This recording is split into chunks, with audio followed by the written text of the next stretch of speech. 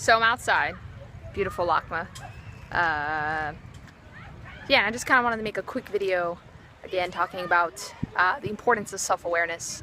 The reason why I talk about self-awareness a lot is because self-awareness is the key to bringing you back to your true home, your true essence, which is love. We're all loving beings. People come into embodiment, spirits come into embodiment in order to experience love, to embody love, to express love. We create a lot of barriers along the way from the time that we're born to where you are now in your life that get in the way of returning back to that true home, to your essence, to being in love. One of those things that we do is we give things meaning, which I talked about previously in my other videos, which you can click on somewhere. Maybe there's a link, or maybe there's like a little picture or something. I don't know, maybe not. We give things meaning, but we also have a lot of other tricks.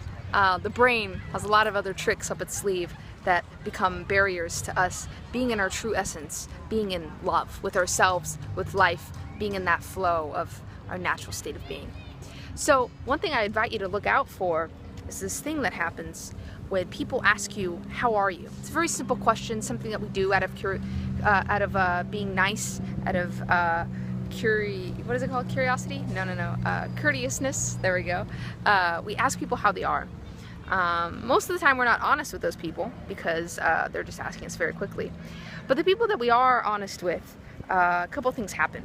So someone can ask me how I am, and it can usually go one of two ways. One, I either say I am fine, or I say I'm feeling like my day's okay.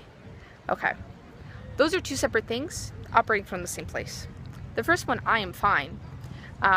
Let's go with another example. Let's say I'm feeling sad. So I say, someone asks me how I am, and I say, I'm sad. What happened there is you're claiming the feeling as part of your identity.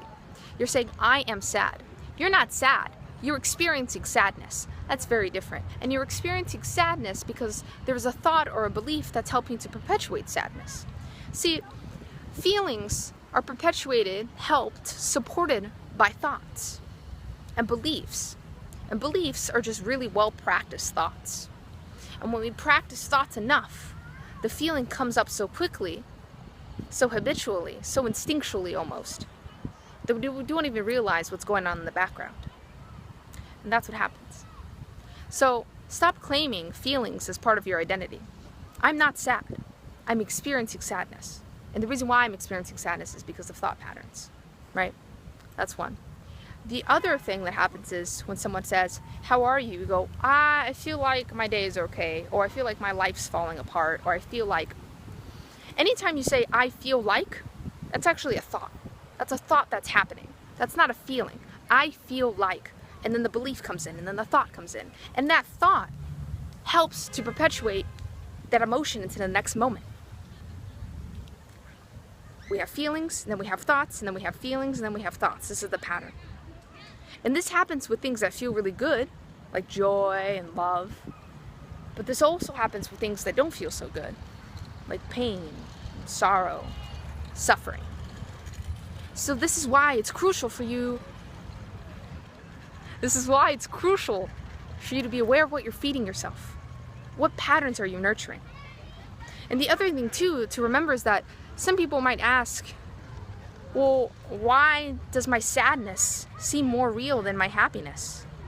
That's because the thought patterns that have helped to support you feeling sad are stronger. They've had longer to develop.